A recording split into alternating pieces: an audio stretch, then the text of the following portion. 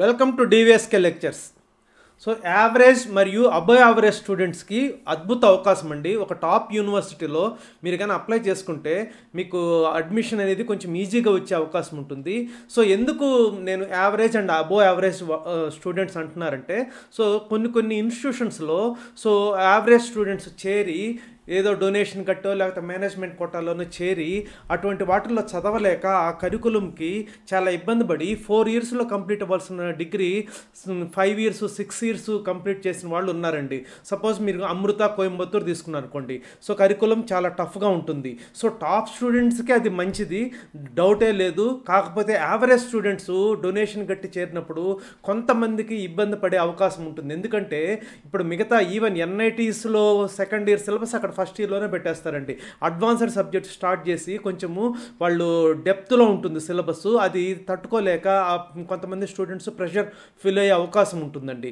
So అటువంటిది కాకుండా ఒక టాప్ యూనివర్సిటీలో మనకి స్టూడెంట్స్ యావరేజ్ స్టూడెంట్స్కి కొంచెము ఫ్రెండ్లీగా బాగా చదువుకొని మంచి ప్లేస్మెంట్స్ రావాలి అంటే ఒక మంచి యూనివర్సిటీ ఉందండి. దీనికి అప్లికేషన్ ఫీ కూడా మీకు ఏమీ ఉండదు. మీరు అప్లై చేసుకొని మీకు నచ్చిన బ్రాంచ్ వస్తేనే మీరు అడ్మిషన్ తీసుకోవచ్చు.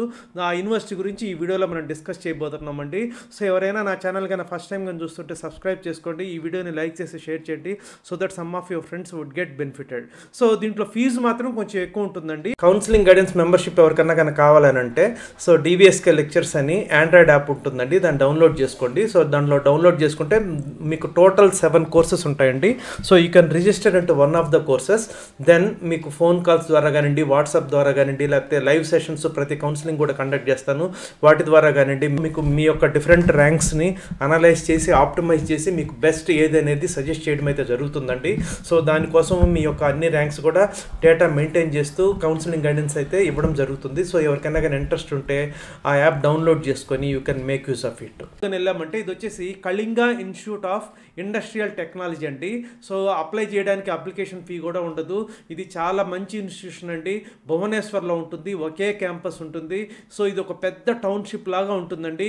సో ఎవరన్నా ఆల్రెడీ మీకు తెలిసిన వాళ్ళు చదివి ఉంటే వాళ్ళని కనుక్కోవచ్చు. సో చాలా పెద్ద క్యాంపస్, కొంచెం పాష్ కల్చర్ ఉంటుంది. సో మీకు చాలా ఫెసిలిటీస్ ఉంటాయి. So AC rooms, non AC rooms, అట్లా ఫ్యాకల్టీ మెయిన్ స్టూడెంట్ ఫ్రెండ్లీగా ఉంటారు.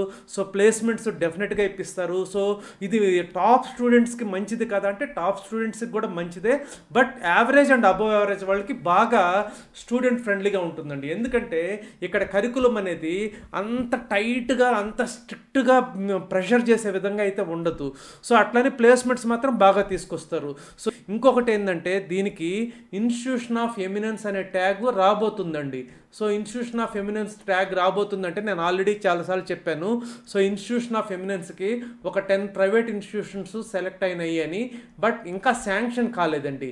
ఈ 10 ప్రైవేట్ ఇన్స్టిట్యూషన్స్లో వన్ ఆఫ్ ద ఇన్స్టిట్యూషన్స్ ఏంటంటే ఈ Kalinga institute of industrial technology అండి. సో ఒక ఆల్రెడీ 10 ప్రైవేటు 10 గవర్నమెంటు మొత్తము 20 ఇన్స్టిట్యూషన్స్ సెలెక్ట్ అయింది. వాటిలో 12కి మాత్రమే శాంక్షన్ అయిందండి, ఇంకొక 8కి శాంక్షన్ కాలేదు. ఆ 8లో ఈ కేఐఈటీ ఇంకొకటండి. సో దీనికి ఫ్యూచర్లో ఇన్స్టిట్యూషన్ ఆఫ్ ఎమినెన్స్ ట్యాగ్ కానీ వచ్చిందంటే ఆ ట్యాగ్ మీకు కెరియర్ అంతా కూడా బాగా ఉపయోగపడుతుందండి. తర్వాత మీరు డిఫరెంట్ ర్యాంకింగ్స్ కానీ తీసుకున్నారంటే university rankings NIRF rank 16th అండి. అదేవిధంగా ఇంజనీరింగ్ విభాగంలో అయితే 39 అండి.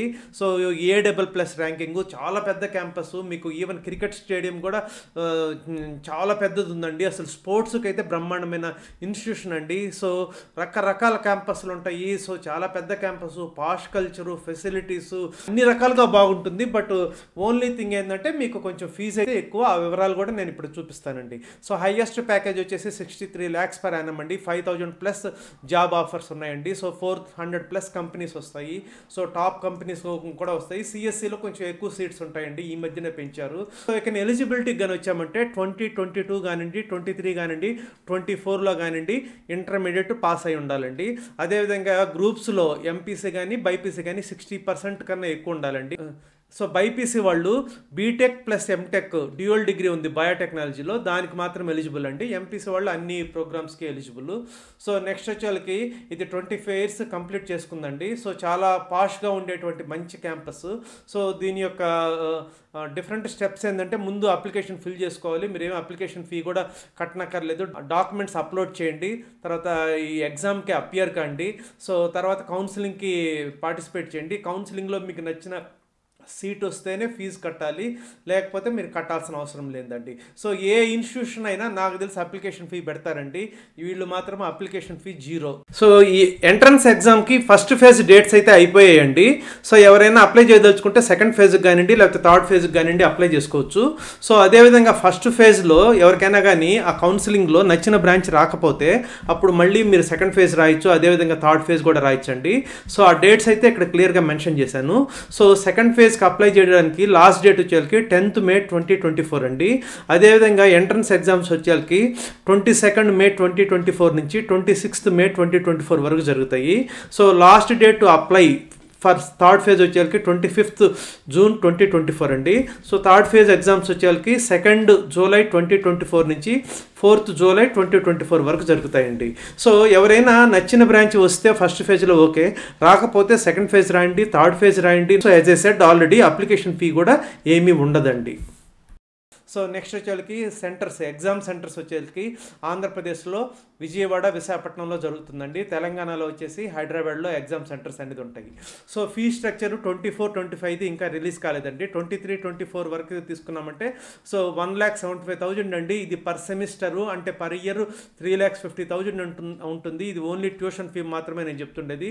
అదే కంప్యూటర్ సైన్స్ రిలేటెడ్ బ్రాంచెస్కి అయితే 1,92,000 అండి. So per semester. సో అంటే మీకు మొత్తము 8 సెమిస్టర్స్ కట్టవలసి ఉంటుంది.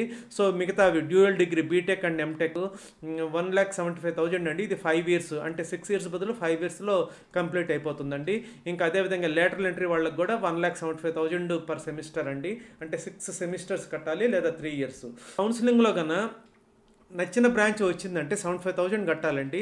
సో ఒకవేళ మీరు సీట్ క్యాన్సిల్ చేసుకున్నారంటే 10,000 కట్ చేసి మిగతా 65,000 అయితే ఇస్తారండి.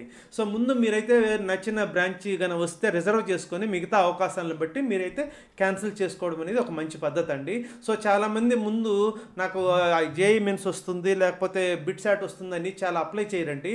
తర్వాత ఏదో ఒకటి చేరాలని కాంప్రమైజ్ అవుతూ ఉంటారు. అట్లా కాకుండా కొంచెం మంచివి అప్లై చేసుకొని మంచి సీటు రిజర్వ్ చేసి పెట్టుకుంటే మన చేతిలో 4-5 ఆప్షన్స్ ఉన్నప్పుడు ఒకదాన్ని తీసుకొని మిగతావి క్యాన్సిల్ చేసుకోవడానికి అవకాశం అయితే ఉంటుందండి. So I hope you have understood. మీకు కానీ నచ్చినట్లయితే నా ఛానల్కి సబ్స్క్రైబ్ చేసుకోండి, ఈ వీడియోని లైక్ చేసి షేర్ చేయండి, so that some of your friends would get benefited. Thank you.